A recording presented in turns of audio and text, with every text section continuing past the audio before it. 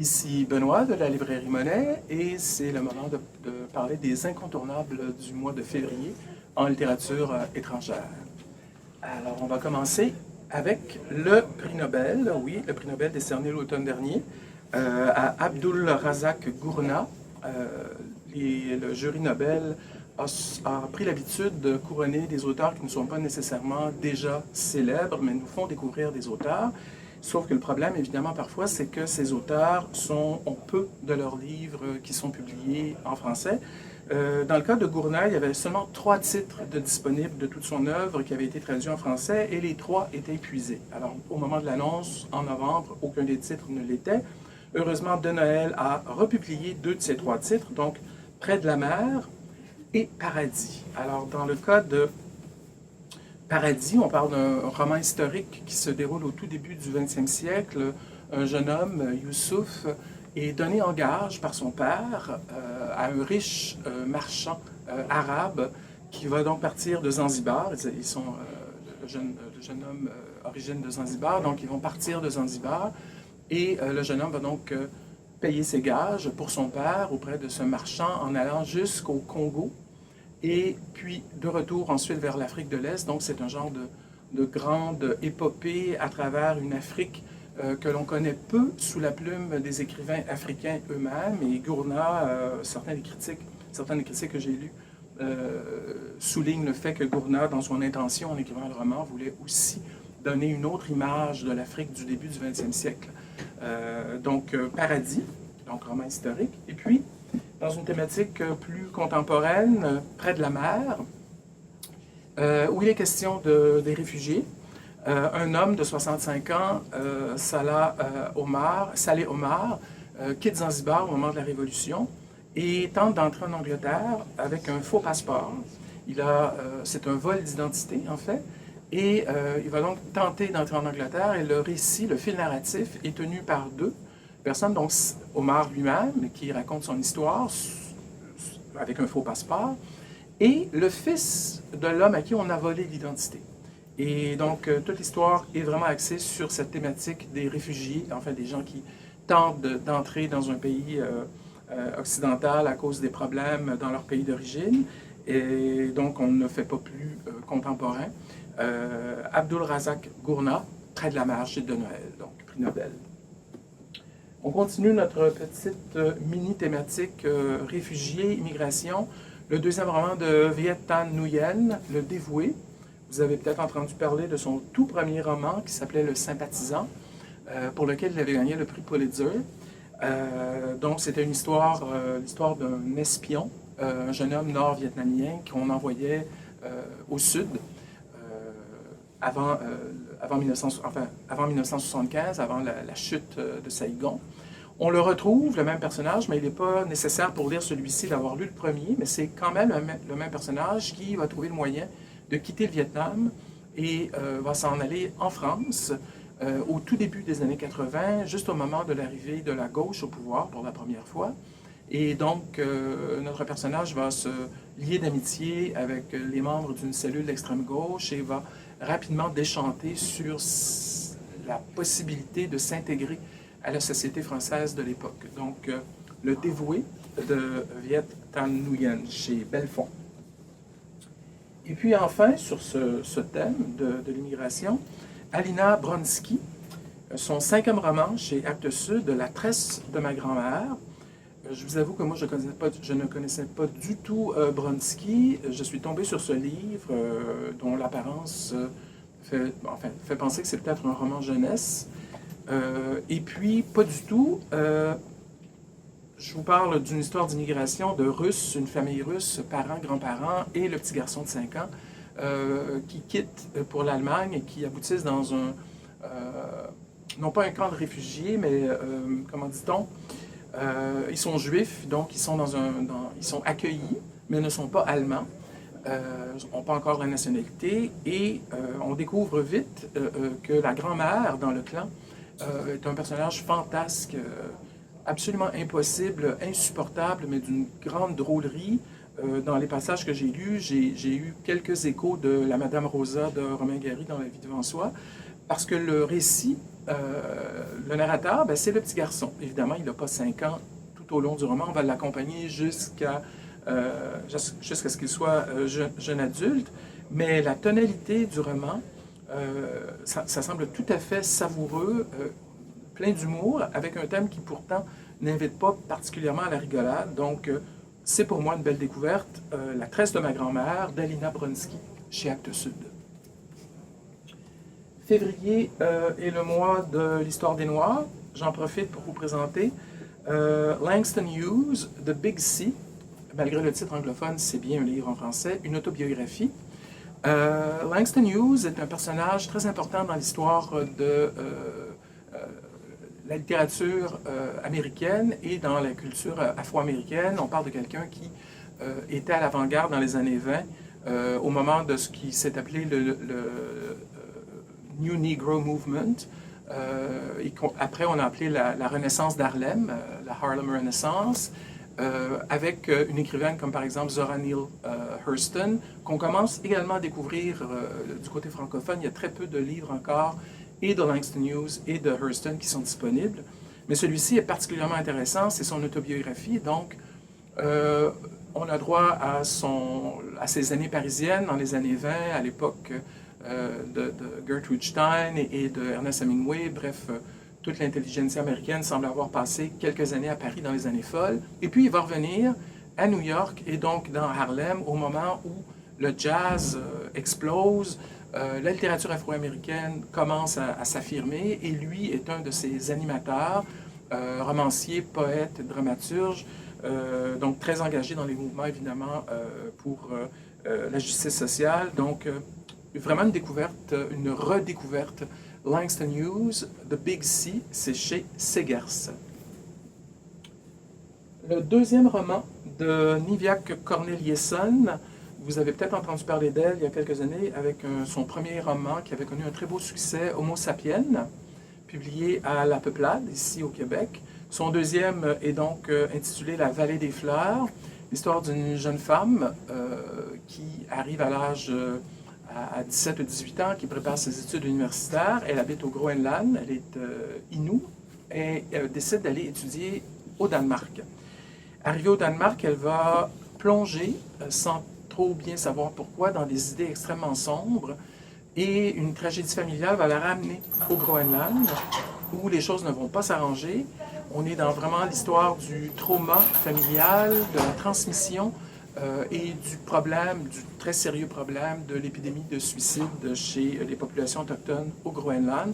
On peut dire que c'est un thème qui résonne tout à fait avec les populations autochtones au Canada. Donc, Corneliusson aborde ce sujet et les critiques sont tout à fait dithyrambiques, du moins celles que j'ai pu voir jusqu'ici. Donc, deuxième roman de Corneliusson, La Vallée des Fleurs, à La Peuplade. Le grand retour de l'écrivain de Barcelone, Eduardo Mendoza, Le Roi reçoit, aux éditions du Seuil. Mendoza vous le connaissez peut-être pour son livre, enfin son livre le plus connu, ça s'intitulait la ville des prodiges, voilà. La ville étant bien sûr Barcelone. Cette fois-ci, Mendoza, ce n'est pas un roman autobiographique, mais c'est un genre de retour sur une jeunesse, la jeunesse qui fut la sienne à la fin des années 60, début des années 70. Ce sont les toutes dernières années au pouvoir du dictateur Franco. Et son personnage dans le roman est un jeune journaliste à qui l'on confie la responsabilité d'aller interviewer un prince qui est en exil, de la famille royale espagnole, et de façon tout à fait inattendue, il va se lier d'amitié avec ce prince, et de fil en aiguille dans le récit, il va aboutir, notre journaliste, à New York, au début des années 70, alors que New York est une ville sur le bord de la banqueroute, mais à New York, on a aussi toute la contre-culture. Stonewall vient tout juste d'arriver, donc c'est le mouvement de libération des gays. Le féminisme, bien sûr, a le vent dans les voiles, et donc ce jeune Espagnol qui vit dans l'Espagne très catholique de Franco va être confronté à tout ce bouillonnement culturel.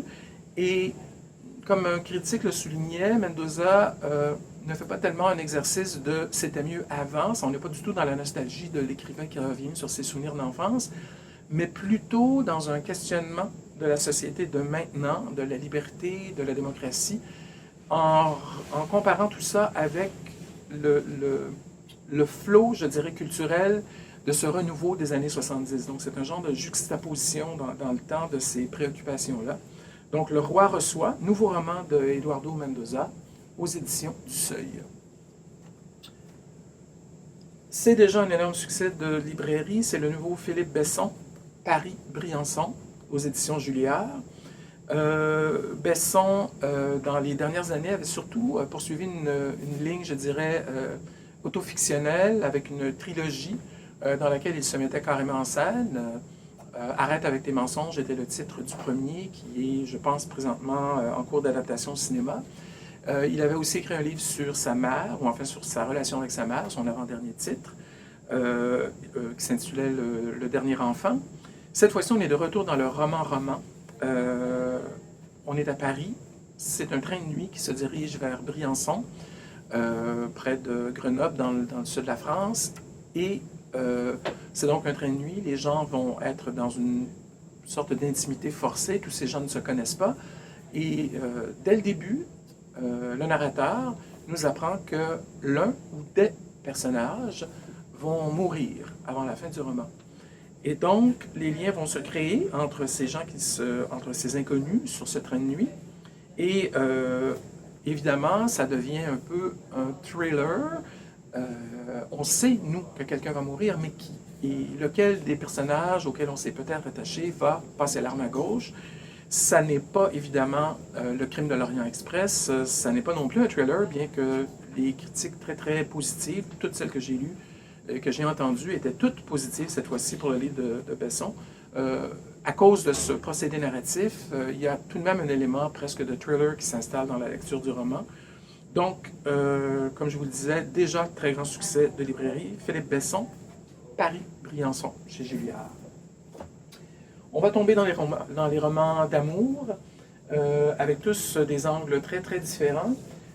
D'abord, le Paolo Cognetti, écrivain qui a remporté le prix Médicis étranger il y a quelques années, avec un livre qui s'intitulait « 8 montagnes ». Cette fois-ci, on parle d'un roman d'amour. Si je vous en fais un résumé, vous allez dire que c'est un peu ennuyeux. Un homme rencontre une femme dans une station de ski dans le nord de l'Italie et vont tomber en amour. Elle va décider de grimper le printemps venu vers les glaciers alors que lui va redescendre en ville pour finaliser son divorce. Bon, à partir de là, et vous allez peut-être me dire, vous ne nous aviez pas déjà parlé d'un livre d'amour et d'alpinisme dans la dernière capsule? Oui, c'était le dernier roman de Jean-Christophe Ruffin, dont l'histoire, si on la résume de cette façon-là, est tout à fait identique. Évidemment, tout est dans le traitement, tout est dans le ton. Je n'ai lu que les quelques premières pages, je n'ai pas terminé le roman encore, mais je vous dirais que de cette histoire qui semble un peu plate, Cognetti, et tout est dans la tonalité, tout est dans la façon de raconter, je suis déjà accroché. Donc, excellente critique aussi pour ce nouveau roman de Paolo Cognetti, La félicité du loup. Un roman, les deux prochains romans sont parus, vous en avez peut-être entendu parler si vous avez lu la presse française à l'automne, particulièrement en octobre, juste au moment où on attend la liste des prix littéraires. On parlait beaucoup des nouveaux romans de Maria Pourchet et de Maud Ventura, qui avaient toutes des critiques, encore une fois, tout à fait dithyrambiques. Mon mari, de Maud Ventura, et donc Feu, de Maria Pourchet, mais abordant la passion amoureuse, l'amour conjugal, de façon tout à fait inattendue. Pour Maud Ventura, il s'agit, la couverture d'ailleurs est un peu, je dirais non pas parodique, mais donne à penser qu'on est dans un roman un peu harlequin, une harlequinade peut-être. Ça s'appelle Mon mari. Et la narratrice, donc l'épouse, nous explique qu'elle est mariée depuis 15 ans avec son mari et que, alors que tous les gens qu'elle connaît, qui sont mariés depuis un certain temps, ont depuis longtemps laissé tomber la passion amoureuse pour un genre de train-train tout doux, mais sans réel pic passionnel, ça c'est le passé. Ben, dans son cas, c'est pas du tout le cas. Ça fait 15 ans qu'elle aime follement son mari et elle se dit que ça n'est pas normal. Et elle cherche donc toutes sortes de défauts à son mari. Et le procédé du roman, c'est qu'elle se donne une semaine pour trouver les défauts du mari. Il va même tenter de lui trouver une maîtresse pour qu'enfin, il lui donne des raisons de ne pas l'aimer autant. Donc, on comprend bien que on est là dans une sorte de comédie. Mais comme elle le dit elle-même, elle est follement amoureuse. Et dans le mot follement, il y a folle. Donc, est-ce qu'on est dans la folie, dans la douce folie? Ben, il faudra lire Mon mari de Maud Ventura pour le savoir. C'est aux éditions L'Iconoclaste, c'est ça. Quant à Maria Pourchet, avec Feu, on est dans la passion amoureuse. Encore une fois, une histoire d'un homme célibataire, Clément, qui travaille dans le monde de la finance et qui s'ennuie, mais vraiment à tous les niveaux dans sa vie. Il passe énormément de temps sur des sites porno. Bref, il a un peu renoncé, va rencontrer cette femme, prof d'universitaire, mariée, Laure, et va se développer entre les deux, mais vraiment le coup de foudre, le coup de peau, une passion intense. Procédé narratif intéressant. Le roman est écrit à la deuxième personne du singulier, ce qui est quand même un tour de force. Et tout ce que j'ai lu à propos du roman m'a fait aussi penser à Passion simple d'Annie Ernaux, qui racontait une histoire un peu semblable, l'histoire d'un homme et d'une femme qui n'ont strictement rien en commun, mais qui vont vivre cette passion totalement irraisonnable, déraisonnée. Et dans le cas de Maria Pourchet, ça ne va pas très bien se terminer. On le sait, on ne vend pas un punch en disant ça. Mais elle examine donc de quelle nature est ce feu absolument irrésistible pour les deux personnages qui, encore une fois, n'ont strictement rien à se dire en dehors de cette passion. Donc, Maria Pourchet, Feu chez Fayard. Un autre roman italien, cette fois-ci de Raffaella Romagnolo, Bella Ciao, chez Albin Michel. L'histoire d'une femme qui, toute jeune fille, alors qu'elle a un fiancé, avant la Première Guerre mondiale, donc au tout début du 20e siècle, va du jour au lendemain disparaître, littéralement, fuir aux États-Unis, y refaire sa vie. Et elle va, au début du roman, donc on apprend tout ça, et elle va décider, après la Deuxième Guerre mondiale, alors que c'est une femme d'une soixantaine d'années, décide de revenir dans son village, le village de son enfance, qu'elle a quitté donc pour des raisons inconnues, et va reprendre contact, et notamment avec sa grande amie d'enfance, à qui elle n'a pas non plus expliqué son départ. Et le roman va donc se dérouler dans cette reprise de contact entre ces deux femmes. On peut penser, quelque part, et certains critiques y ont fait référence, c'est peut-être une petite facilité d'aller chercher Elena Ferrante avec L'amie prodigieuse, parce que le roman, c'est cette histoire donc entre deux femmes de cette amitié. Mais chez Romagnolo, évidemment, c'est l'histoire de cette amitié interrompue.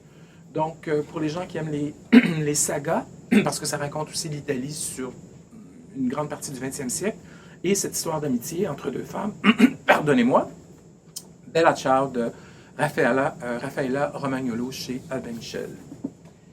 Et le dernier, mais non le moindre, Milan Kundera. Bien oui, on pensait qu'il n'y aurait plus jamais de nouveaux livres de Kundera, qui s'est retiré. Ça n'est pas une vraie nouveauté, mais tout n'avait pas été publié. On sait que Kundera est passé dans la Pléiade il y a quelques années. Il y a un texte qui est paru ensuite, et ces deux petits textes qui ont été rassemblés dans la collection Le Débat chez Gallimard, Un Occident kidnappé ou La tragédie de l'Europe centrale. En quoi c'est intéressant de lire ça aujourd'hui, c'est que ces deux textes, le premier s'intitule La littérature et les petites nations, et le deuxième Un Occident kidnappé. La raison pour laquelle je vous en parle, c'est qu'on a l'impression que ces deux textes-là auraient pu être écrits pour aujourd'hui. Le premier date de 1967, donc un an avant le printemps de Prague, alors que la Tchécoslovaquie est en plein essor. Les arts sont florissants, le cinéma, la littérature évidemment. Et Kundera parle justement du sort des petites nations. C'est un thème qu'il avait déjà abordé dans un essai qu'on peut trouver dans son recueil intitulé Le Rideau, qui était tout à fait passionnant, et qui parle d'une certaine façon aussi du Québec, qui est une petite nation qui, oui, parle une langue qui vient d'une grande culture, d'un grand pays, la France, Mais notre situation géographique, évidemment, en Amérique du Nord, fait de nous une nation que l'on pourrait comparer à la Hongrie, la Tchécoslovaquie, les petites nations d'Europe qui ont souvent été envahies par les voisins. Et on lit tout ça et on se dit, ben, avec ce qui se passe en Ukraine présentement, avec l'envie de Vladimir Poutine d'un retour à la Russie impériale ou la Russie soviétique qui occupait tous les pays d'Europe centrale, limitrophes, on se dit que ce que Kundera vient nous dire là-dessus en 67 demeure tout à fait pertinent, en particulier dans la seconde partie aussi, évidemment, un Occident kidnappé, où il nous parle cette fois-ci de tous ces pays dont les cultures ont été neutralisées littéralement par l'Union soviétique. Donc, il est évidemment question de politique, ça n'est pas que de littérature, mais évidemment, Kundera nous parle de tous les grands écrivains et de la situation spécifique de la littérature tchécoslovaque à l'époque, de la littérature tchèque. Donc, un essai absolument passionnant de Milan Kundera, Un Occident kidnappé, chez Gallimard. Voilà qui met fin aux incontournables de la littérature étrangère pour le mois de février. À la prochaine, merci. Bonjour, je m'appelle Stéphanie, je suis libraire à la librairie Monet et aujourd'hui je vais vous présenter mes incontournables pour la salle de monde du mois de février, secteur littérature québécoise. Donc avant de commencer, je tiens à vous dire que ça n'a pas été encore une très grosse rentrée, la rentrée québécoise est assez tardive, alors j'ai seulement 5 titres à vous présenter aujourd'hui, mais je vais les avoir sélectionnés avec soin. Je commence avec un recueil de poésie, Stress aigu de Natacha Niederstrass aux éditions Rodrigol. Une petite maison d'édition que j'ai découvert récemment. Je suis vraiment en amour avec cette maison-là. Je trouve que ce qu'ils font, ce sont d'abord de beaux objets. Puis c'est vraiment des œuvres intéressantes où on mélange art visuel et poésie. Dans ce recueil-là, on suit en fait l'histoire d'une jeune femme qui tente de reconstituer les événements qui l'a amenée à subir une agression sexuelle. C'est ça, comme je vous disais, c'est l'art visuel qui guide beaucoup l'histoire. On peut voir qu'elle a un blackout, elle ne se souvient plus du tout de ce qui s'est passé, donc c'est pour ça qu'elle va tenter de reconstituer le fil, soit en envoyant des messages textes à son agresseur, ou encore d'essayer de se souvenir du chemin qu'elle a emprunté avec Google Maps. Donc, ça peut paraître un peu étrange dans un recueil de poésie, mais je sais pas, je trouve que ça vient ajouter un côté moderne, puis je sais pas, moi j'aime vraiment ça. En plus, il y a vraiment des belles images, la qualité du papier aussi, à un moment donné, il y a un papier calque, puis ça participe vraiment là, de l'image poétique. Je trouve vraiment que c'est une maison qui gagne à être connue, donc je voulais vous le présenter. Ensuite, On meurt tous d'avoir vécu de Karine Wilder aux éditions Stanquier. Un premier roman, Karine Wilder, qui est journaliste entre autres au Journal de Montréal et le Journal du Québec. C'est un roman vraiment original. En fait, ça raconte l'histoire de... son nom, c'est Louki Crapeau, qui est un rédacteur dans un journal de New York et qui écrit des notices biographiques pour les gens qui décèdent, donc dans la rubrique nécrologique. Puis, en fait, c'est plus spécifique que ça. En fait, il écrit des rubriques pour les gens qui décèdent dans des conditions inattendues. Il fait ça depuis vraiment longtemps, puis il excelle dans son art. Et après 19 ans de travail, il arrive un peu au sommet dans son domaine, puis il se voit discerner le titre de rédacteur pour les viandes froides. Je ne sais pas si vous connaissez c'est quoi là, des viandes froides, mais c'est donc des notices qu'on écrit pour les célébrités qui vont un jour décéder. Donc on les écrit à l'avance, comme ça quand les célébrités décèdent, c'est déjà fait, puis il suffit juste d'écrire la date et tout. Et puis voilà, donc je trouve ça super drôle. Puis il va également se découvrir un don particulier qui va un peu changer sa vie, puis changer aussi la vie des gens autour. C'est que c'est vraiment un peu loufoque comme histoire, déjantée, originale, puis ça rappelle un peu l'humour d'Hugo Meunier. Donc, une petite nouveauté de la rentrée que je trouvais super agréable. Ensuite, je tenais à mentionner la réédition de Soudain le Minotaure par Marie-Hélène Poitras aux éditions Alto. Ça fait 20 ans cette année que son livre est paru aux éditions. Puis, ils ont décidé de le rééditer, de faire plusieurs modifications majeures, entre autres l'ajout d'une postface par Marie-Hélène Poitras, puis aussi ils ont changé les parties, donc ils ont inversé le chapitre 1, c'est-à-dire la première partie et la deuxième partie. Un petit rappel là, de l'histoire, en fait, c'est donc l'histoire d'une femme qui a été agressée dans son appartement, puis elle tente de survivre un peu à son trauma, puis de se remettre de ça. Puis dans la deuxième partie, on suit l'agresseur qui a été emprisonné, puis qui macère un peu dans sa haine et sa rage. Donc on a un point de vue qui va être très misogyne d'un côté, puis de l'autre côté, on va avoir beaucoup d'empathie pour la victime. C'est un sujet qui est un peu plus d'actualité. C'est un roman cru, dur, évidemment, mais nécessaire pour bien comprendre les violences faites aux femmes de nos jours, surtout. Alors, je tenais à le mentionner, même si on le connaît déjà.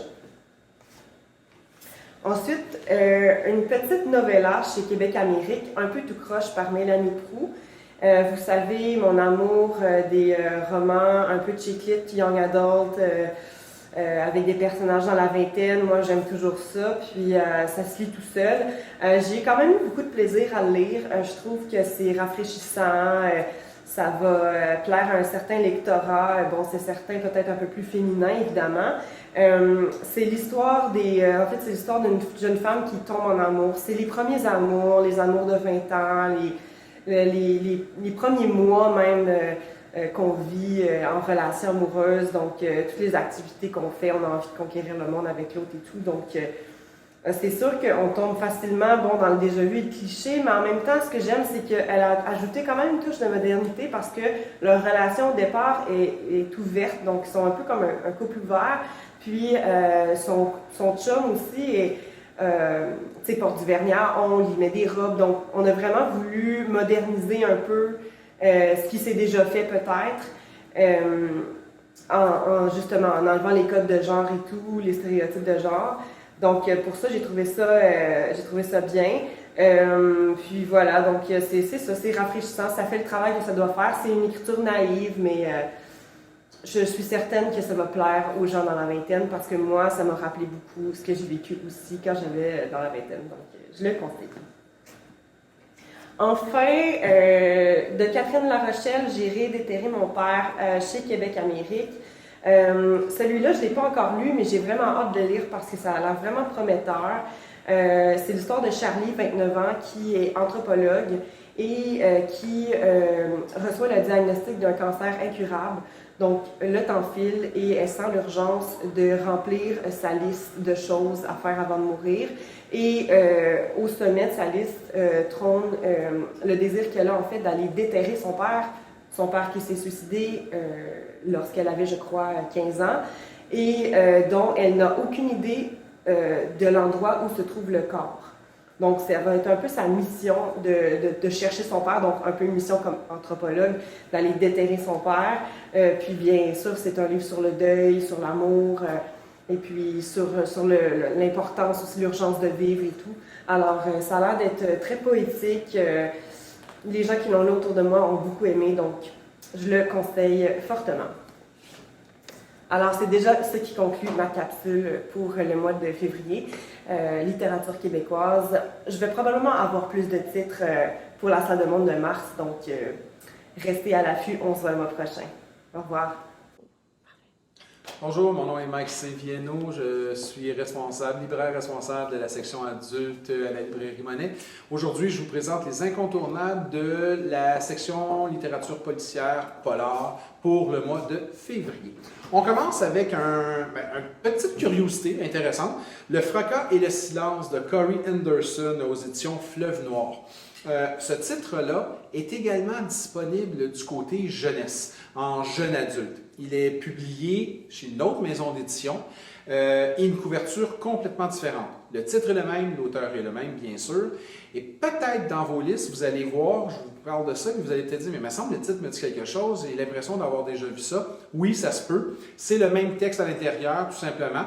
Je crois qu'il a été volontairement distribué, en fait édité, publié de chaque côté, parce que d'un côté, du côté jeunesse, puis on parle de jeune adulte, jeunesse, jeune adulte, de bons lecteurs, il y a tout un roman d'apprentissage en ça. Toute une découverte de deux frères qui sont ensemble, qui se retrouvent seuls et qui doivent se sauver, qui doivent s'enfuir. Donc, un roman d'initiation, un roman d'apprentissage.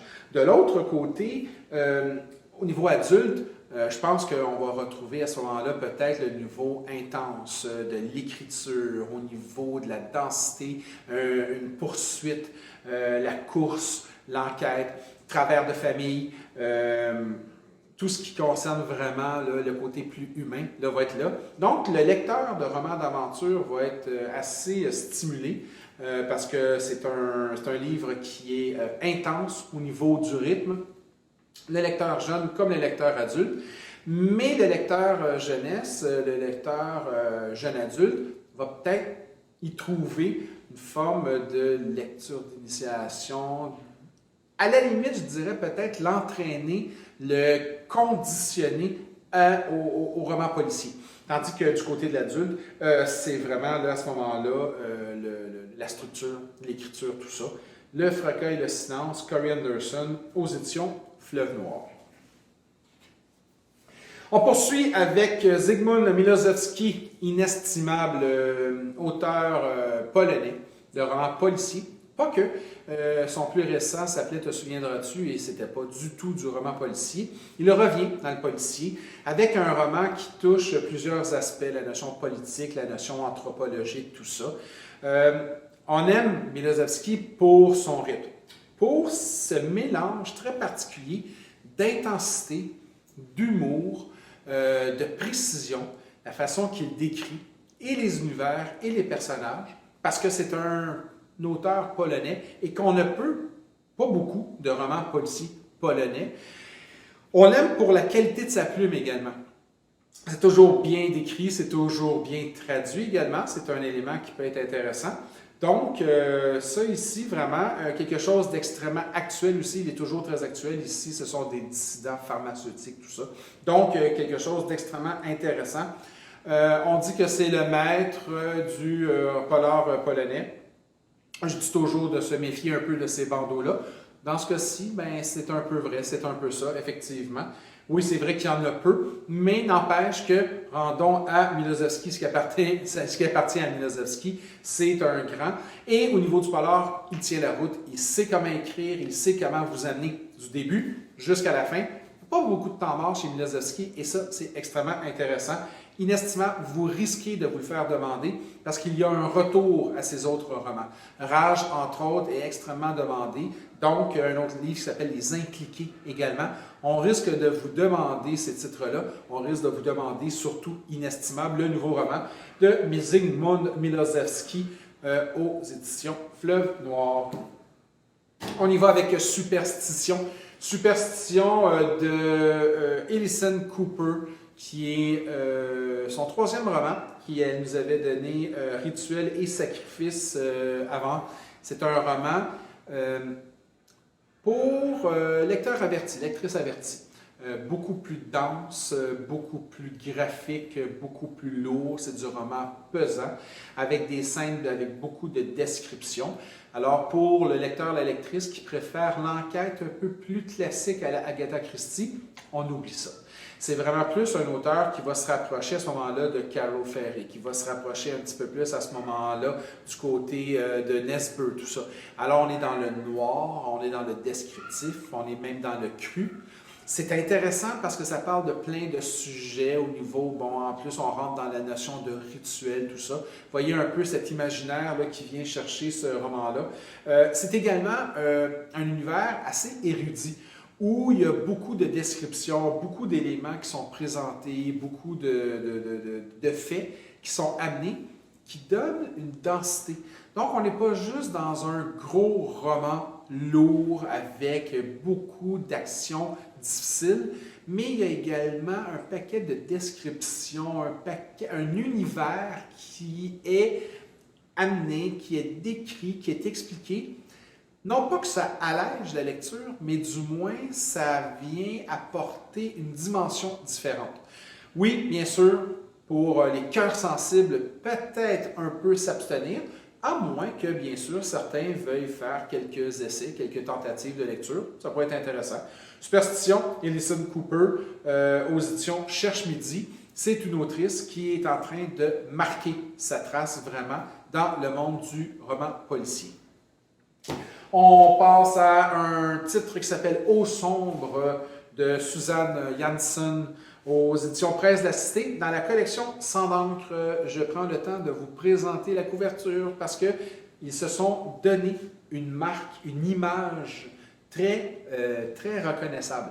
Alors vraiment, un design qui fait que la collection Sang d'encre est facilement reconnaissable.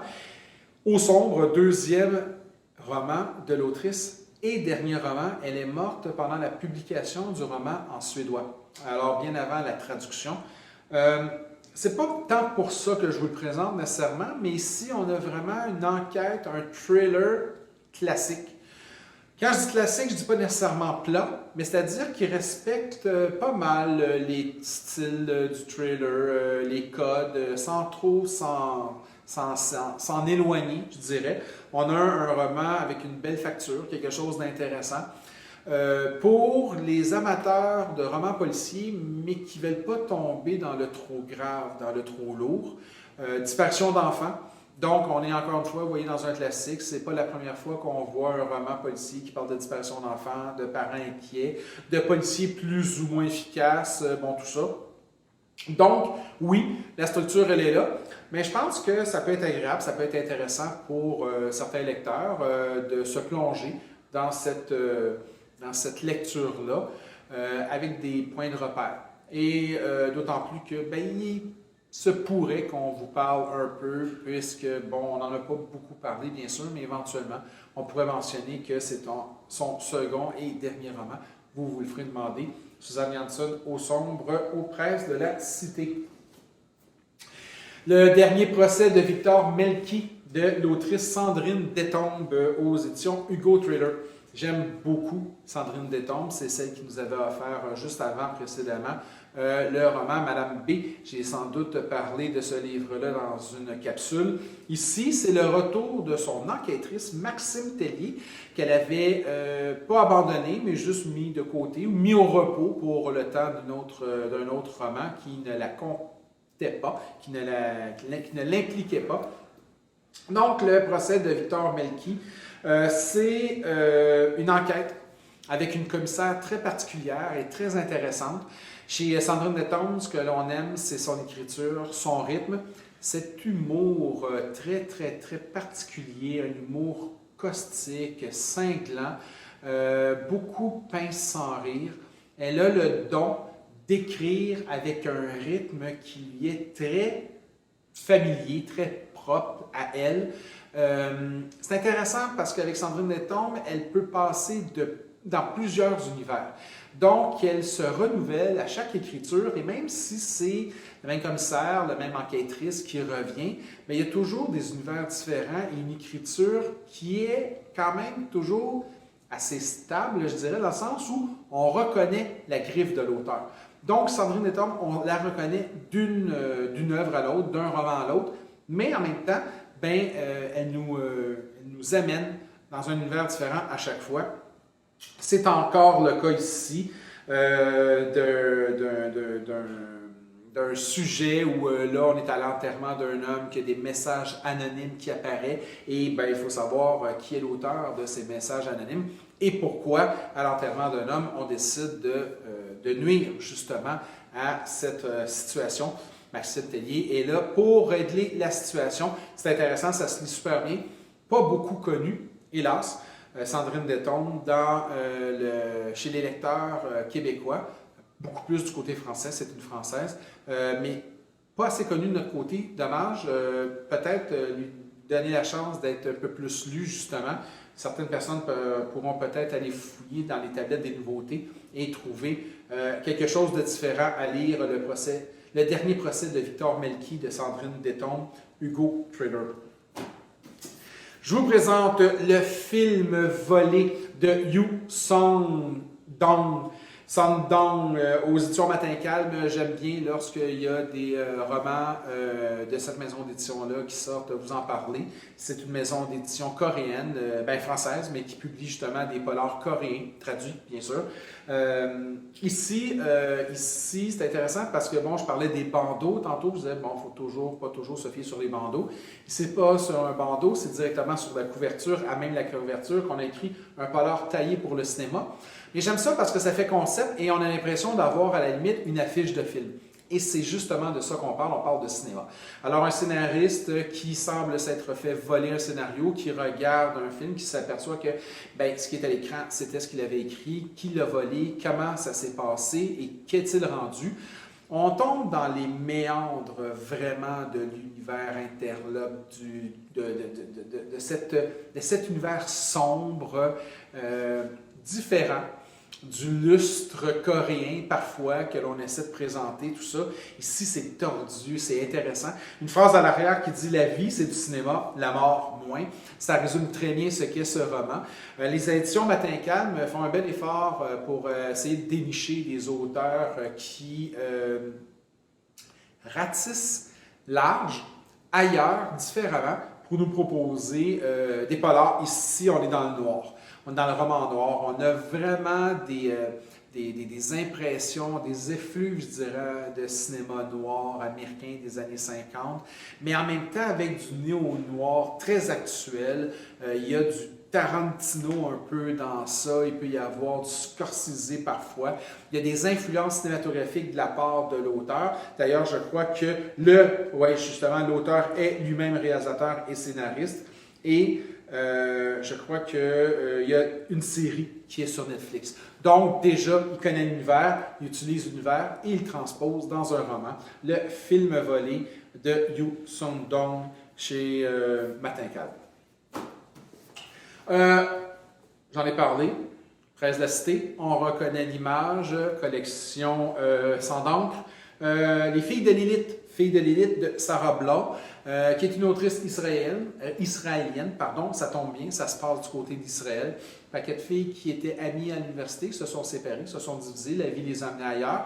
Par contre, une de ces femmes-là, c'est justement le personnage que l'on suit, s'est fait voler des idées par une autre et l'autre en a fait un peu sa carrière et sa popularité.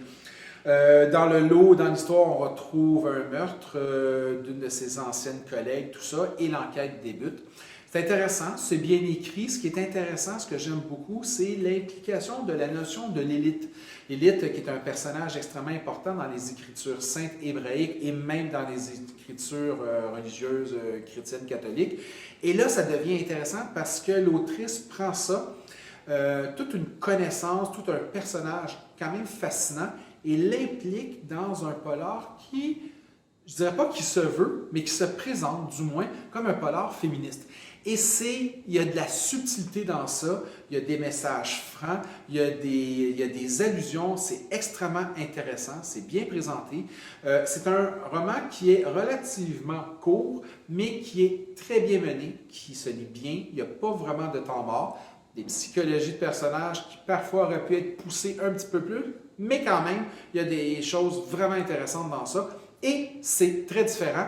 Et comme je parlais tantôt de polonais, mais je parle d'Israël, il y a peu de polars faits du côté d'Israël, donc on en profite, et encore moins de polars écrits par des autrices. Donc à ce moment-là, du côté d'Israël. Donc on en profite, c'est bien rendu, c'est intéressant. Une histoire de trahison, une histoire de retour sur le passé, une histoire d'anciennes amitiés. Des fois, ça finit toujours un peu mal, ces choses-là. Fille de Lilith, Sarah Blanc, aux éditions Presse de la Cité. Je vous présente le nouveau de Karine Gibel, c'est Glen Afrique. Glen Afrique qui est une région dans le nord, si je me souviens bien, dans le nord de l'Angleterre, aux éditions Plomb. Karine Gibel est rendue à son 12e roman, je crois, quelque chose comme ça. C'est une autrice qui n'a plus vraiment besoin de présentation. Elle a son style, elle a son ton, elle a surtout une façon d'écrire la littérature policière, maîtrise du genre. C'est vraiment ça. Elle maîtrise très bien le genre. Et après ces 10-12 romans, elle peut se permettre de faire un roman qui va être sans aucun répit, mais vraiment ça roule beaucoup, sur des histoires de trahison, de personnages qui se connaissent mal, d'inquiétude, tout ça, dans un roman qui fait 760 pages. Alors, on s'entend pour dire, sur 760 pages, si vous n'avez pas les reins solides en tant qu'auteur, autrice, pour permettre à votre lecteur, lectrice, qui lui et elle aussi doivent avoir les reins solides pour passer à travers, ça ne marchera pas. Avec Karine Jubel, elle a le ton, elle a le style, elle a le rythme, elle a la manière, justement, et ça nous permet de passer à travers un 760 pages, mais d'une façon extrêmement rapide, avec plein d'actions, avec une belle écriture, c'est soutenu. C'est intéressant parce qu'elle réussit à 760 pages, elle a le temps, elle a l'espace pour ça, d'amener vraiment toute la teneur vraiment de l'enquête, du thriller, de tout ce qui justement amène cette notion-là de rythme, et de l'autre côté, une partie extrêmement intéressante au niveau des sentiments qui ne sont pas du tout négligés, mais qui sont vraiment le moteur du rythme. Alors, tout ce qui est au niveau des sentiments, les aveux, les cachettes, les trahisons, sont des éléments qui vont motiver l'écriture du rythme dans ce roman-là. Et s'il y a un roman de 760 pages à lire, ça ne se passe pas du côté de certains autres auteurs, mais bien de ce côté-ci, pour quand même avoir un plaisir de lecture continu. Donc, on est du côté de Karine Jubel, Glen Afrique, chez Plomb. Et je termine avec Lisa Sandlin, Les Samaritains du Bayou, aux éditions Belfond Noir. Ici, pour les auteurs, pour les amateurs, pardon, les amatrices de romans avec beaucoup d'action, avec du suspense qui est amené par une intensité au niveau de l'écriture, tout ça, on n'est pas là. Pas du tout. C'est un roman de personnages. C'est un roman de contemplation. C'est un roman d'ambiance. Une femme qui, après avoir fait un certain temps en prison pour avoir assassiné un de ses violeurs, revient dans sa ville natale, tout ça, mais les retours comme ça ne se font jamais d'une très bonne façon et ça devient compliqué pour elle, tout ça. Donc, il y a on est dans le thriller, on est dans le suspense, on est dans la mémoire, dans la réminiscence, dans le retour sur le passé, dans l'acceptation de soi, l'acceptation du présent, et à travers un paquet de personnages où la psychologie est mise de l'avant. Donc, ce n'est pas l'action vraiment qui domine ici. On est vraiment dans un roman contemplatif où chaque personnage, où les personnages sont mis de l'avant, où ils sont exploités, travaillés, comme si le roman passait un genre de spot lumineux d'un visage à l'autre pour bien les décrire, pour qu'on les comprenne ou du moins qu'on essaie de les comprendre. Donc, pour ceux qui aiment beaucoup, beaucoup d'action, c'est moins là. Pour ceux qui aiment les romans d'enquête classiques, c'est moins là. Et pour ceux qui disent « moi, des fois, dans le polar, je trouve le côté psychologique est moins présent », bien, peut-être que vous avez trouvé à ce moment-là votre objet à vous mettre sous les yeux, c'est-à-dire de lire Les Samaritains du Bayou de Lisa Sandlin aux éditions Belfond Noir. Voilà, c'était la sélection relativement courte pour ce mois-ci. Il y a plein d'autres trucs sans doute qui s'en viennent. Il y avait quand même de très beaux choix dans tout ça. On est en début de rentrée littéraire d'hiver, donc on peut présumer que les prochains mois seront encore plus chargés en littérature policière. Donc mon nom est Mike Sévieno, je suis libraire responsable à la librairie Monet de la section adulte. Je vous ai présenté les incontournables de février 2022, oui, déjà, en littérature policière polar. On se retrouve le prochain mois pour plein d'autres découvertes. Merci beaucoup. Au revoir.